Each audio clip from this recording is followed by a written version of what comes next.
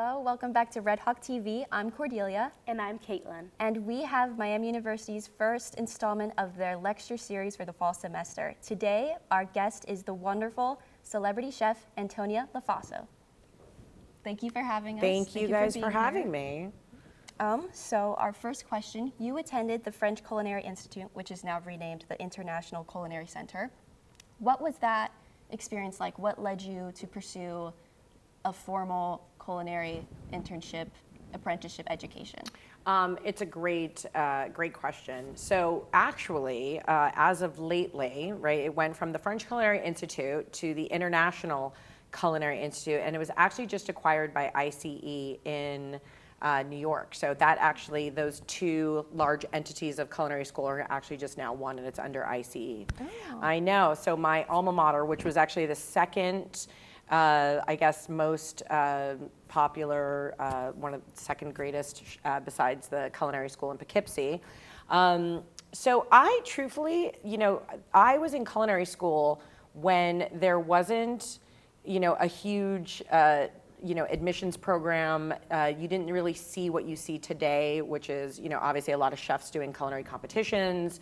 It wasn't the hoopla of the hospitality industry wasn't what it is now. Mm-hmm. And I started working at Hot Dog on a Stick, like making corn dogs at the Sherman Oaks Galleria in the San Fernando Valley in Los Angeles. I was just obsessed with cooking. I was obsessed with the hospitality industry, as small as it was, like from a corn dog shop in the mall to, small little Chinese restaurants in my neighborhood. And so I actually moved to New York City, and I went to the Borough of Manhattan Community College as a film major. And I was like, I don't know what I want to do, but my world always led me to sort of my side job, or my side hustle as, working in restaurants. I was a hostess, I was a manager, I was a takeout girl, I was, a server, and I remember working in the first restaurant in New York, and this was just to pay my bills while I was going to college. And I met a woman who was an executive chef of a restaurant, and I said, there's like an actual like school that I could go to learn what you do. And she's like, yeah, absolutely. It's called culinary school. And so it was really through my love of all of the restaurants in New York and sort of my, I just couldn't stay away from wanting to be in restaurants in some form of hospitality. And most of it had all to be done with the front of the house. And then I was like, I'm going to go to culinary school. And I had no idea what that meant. I know that I made a cold call to the French Culinary Institute, which it was called at the time. And they said, Bobby Flay went here. And I was like, well, then this must just be the greatest school in the world. Because at the time, Bobby Flay had opened up Mesa Grill in New York City. And if anyone in the hospitality world knew, he was putting, it was the first time that we saw sort of like Latin cuisine, like Mexican food, like chilies and, salsas and things like that on high-end, meals and things like that. And I just remember him like being such an innovator. And I was like, well, if he went here, then it must be like one of the greatest schools. And I had no idea like what that meant. I didn't know what it entailed. I just knew that I needed to be there. I knew that this school had everything that I wanted to learn. And I was like, okay, I'm going. And I was actually living in Los Angeles at the time. And I called my parents and I was like, I'm moving back to New York. And they were just like, I thought you were a film major. And I was like, no, I'm going to be a chef. And the rest is history.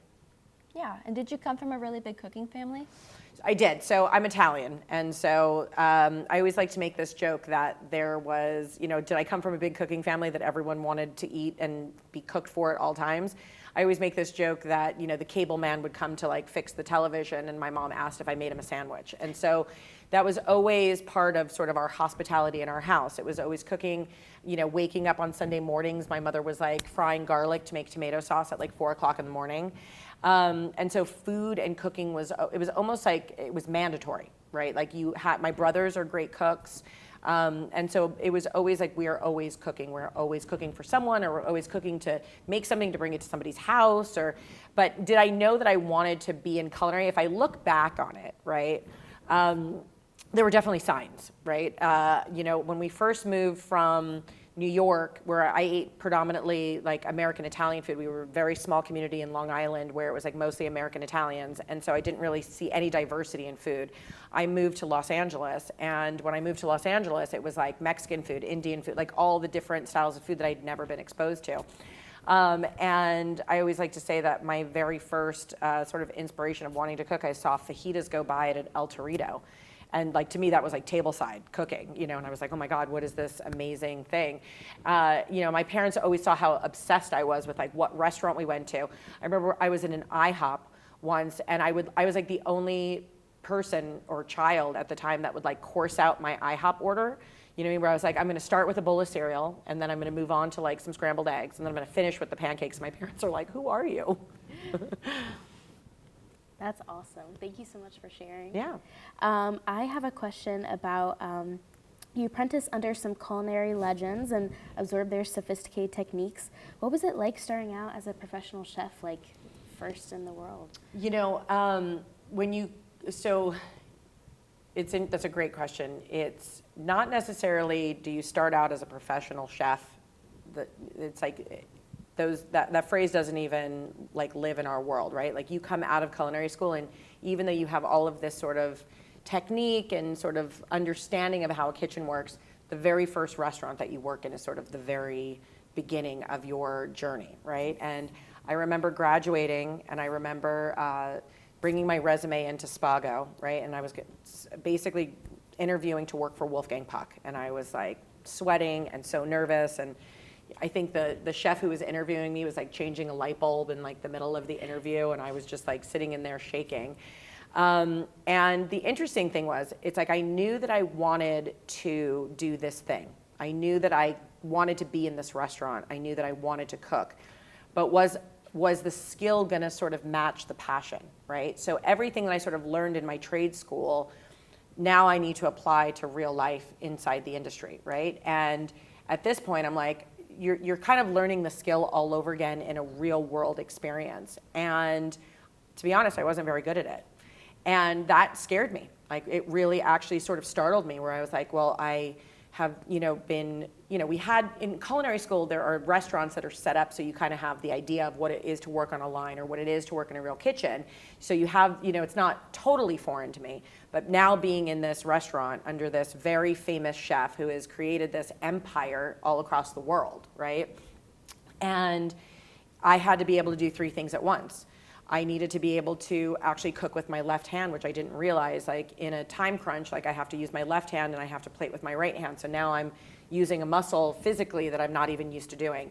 And so I went home many, many nights, like in tears, wondering if my passion, if my skill was ever going to sort of meet my passion. And it did, eventually. It's sort of the ingenuity of like learning and being gentle with myself and like actually learning the process of cooking, as I developed my skill before I even became a chef, because becoming a professional chef happened many, many, many years later. So it was like learning under these incredible mentors, learning under these insane skill, these chefs that have like resumes and skills that are just unmatched, took over a decade before I then went out on my own, opened my own restaurant and called myself an actual chef. And I think the first time I actually heard, or someone else called me chef, I was startled by that realization that I had made it from culinary school to sort of apprentice to cook to actual chef. Yeah. And now today you co-own and you run several restaurants in Los Angeles. What's it like juggling all of those different restaurants? Juggling all the restaurants is a very interesting task, right? It started I started developing very slowly, right? So the first restaurant I opened, we built, we had it running for 4 years before we even moved on to the second one, right? Then when we opened up the second one, we opened it, built it, went another 4 years before we opened the third one, right? So they're all kind of trailing between 3 or 4 years behind each other. And that was really done on purpose so that the juggling didn't kind of take over, if that made sense, right? There was never really, I always like to say in the restaurant industry, you never want to put a Band-Aid on anything. You actually really want to like put the silicone down, put the cement down. Like it's not just like stop the leaks, temporarily. It's like really make sure the foundation is strong. And to having made sure that the foundation is strong from the beginning, and really creating environments and curating teams and building cultures that last, because I was able to be in there and dedicate the time and grow them slowly and then move on to the next project. It then allowed for me to come out onto the road and do television. It allowed me to, do different like food and wine events and festivals and things like that, kind of all over the country and the world. So I never felt like when I left home and the teams that I kind of left behind were struggling or felt like they didn't have all the tools that they needed. And so I think by having that strong foundation has sort of allowed me the ability to open my world up to a bigger audience, because the teams that I started at a very strong foundation have always sort of had that. Early on in your career, you worked closely with a lot of high-profile celebrities. Was there one in particular that had a significant impact on you? So after my first restaurant closed, which was heartbreaking and, very much like a failure that I felt like I was never going to recover from, right? And I actually had a moment where I was like, I don't know if I'm going to be able to cook anymore. Like, this was really heartbreaking. I've had the opportunity to work with many great celebrities all throughout Los Angeles. But in particular, I spent a good amount of time with Eddie Murphy and his family, like one of the greatest comedians to date. And obviously Shrek, we know. But it was really kind of bringing it back to the beginning for me, right? As almost starting over, right? Even though working for, him and that family was like, it's a huge opportunity for anyone. For me, I wanted to be a restaurant chef, and having my first baby, if you will, close, I was heartbroken. And bringing it back to the basics and working, in a very small family environment where they were just like so excited for everything that I made every day. I went back to like baking cakes and, making sauces and, just taking my time with like creating these beautiful meals for like an incredible family, kind of brought me back to life. And so even though they were so excited and so sad when I ended up leaving, and they were like, can you come back? When will you come back? Like, our kids love you, et cetera. I was like, you've given us so much. I was like, I feel like you've sort of ignited a spark in me that was missing for a second, because I was so heartbroken for my first closure of my first restaurant. So I've had the opportunity, and I think working for the Murphy family was the greatest. And, it was my distinct and humble like pleasure to be able to do that for them. But I think what they gave me was much greater, because I went back out on the road and I opened 3 restaurants and did Top Chef again and did all the other things. And so it was like Stella got her groove back. Yeah. You have starred both as a judge and a competitor in many different cooking competition shows like Cutthroat Kitchen and Yes. Top Chef. Were any of those experiences particularly super fun or super unfun to record? Yes, I've definitely had the distinct pleasure to, cook and judge a lot of culinary competitions. People ask all the time, like, do I prefer judging or cooking, right? I actually love both. I love both, because judging gives me the opportunity to kind of see what's happening out, with sort of the novice competitors or some of the seasoned competitors. And I'm like, oh, that's what they're doing with canned potatoes. Oh, that's what, and then I take that back into my little like arsenal of memory, and I use it into my competitions. Some have been extremely fun. Some have been like wildly like, what are we doing here? I think at one point I was like running around with like lobster claws, like trying to cook. And I was like, I'm a professional. It's fun to, joke and be playful, but then I was like, I'm serious, but then, we all joke about it.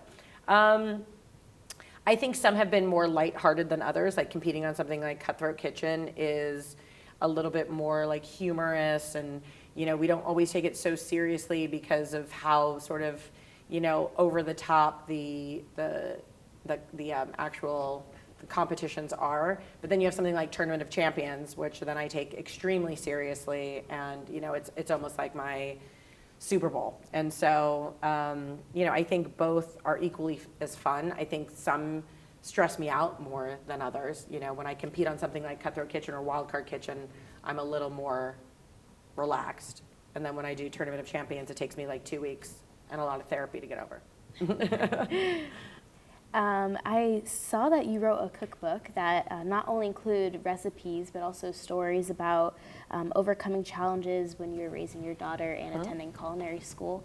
What was it like balancing your home and work life, and how has that professional and personal ratio developed as you've progressed in your career? I think this is a really important question, and I think specifically for women, right? Because, essentially what you're asking is, my history, right? And I was actually just having this conversation on the drive over. I was 23 when I had my daughter, and I was just I had just started culinary school. And there's a picture of me out there with my full culinary, uniform on, my diploma, and my 1-year-old, like on my hip. And I think in that moment, very much having, sort of how's this going to work, right? How am I going to, and I think, a lot of women have those conversations because, we are sort of like the primary caregiver when babies are first born, we just are. As much as like we would love to be able to like turn them over, it's like we just grew them, and at this point, like we want to nurture them. And so I struggled with that a lot, like deeply, because I had this skill that I wanted to like run out into the world to do. And at the same time, I'm now like raising, a young girl. And so, to use the word balance, I think is just like not even the appropriate word, right? Because, on certain times where I'm like, wow, all of this is working, it's, doing great. And mind you, I had a lot of help. And at other times, it was extremely difficult, extremely difficult. I talk a lot about it in the book, because even though the book has sort of this very, gentle, like recipes on a Tuesday night for your family, right? I do talk about the fact that when I opened my first restaurant and my daughter was 8, it took a lot of my time. And, unfortunately, time with her in a lot of areas didn't really happen. And how did I learn how to navigate all of that? And I think one of the best stories that sort of sums it up was she came with me the morning, and this was a Sunday, and here I am doing a charity event, and it was called No Kid Hungry, which is, basically making sure that there were like, to sort of alleviate food insecurities for young kids, in the communities of Los Angeles. And I have my child who's so mad at me right now because it's Sunday, and why is she being asked to come with me to this event, right? And oh, you have to work again, and I was like, at this moment, feeling like I'm trying to do the right thing with the restaurants, and I'm trying to do this right thing for this charity, and my daughter's just 8 and she just wants to hang out with me. And we got to the event, and I started putting her to work, right? I was like, well, we're gonna do this with this clam dish, and I need whipped cream put on these things. And all of a sudden there was like this like sense of purpose that she had, where she's like pulling stuff out of the refrigerators, and she's like washing clams, and she's handing things to me. And if anyone's ever worked in a restaurant, there's this camaraderie that starts to happen, this like sort of like kinship and like team momentum that, like we're out doing this thing together. And of course, I had already done Top Chefs, and people knew of her, and the crowd was so excited to see her, and she was like carrying these trays of this chocolate pudding out to the crowd, and people were so excited. And, I was exhausted by the end of the day, and we're like packing everything up into the truck. And she had this little like piece of paper and pen out, and she was like sitting down like on this little box as we were like loading the truck up. And I said, baby, what are you doing? And she's like, I'm writing our menu for the next event. And I was like, I literally like started hysterically crying because, just hours before I was like, I'm the worst mother on the entire planet, and so my response in the book has kind of been like, take them everywhere with you, you know what I mean? And I think that's how I balanced it all, or attempted to balance it all, which was, it's not gonna look perfect, and it's not gonna have it all buttoned up, but like take them on the journey with you, you know what I mean? Like good, bad, or indifferent, just take them with you all the time.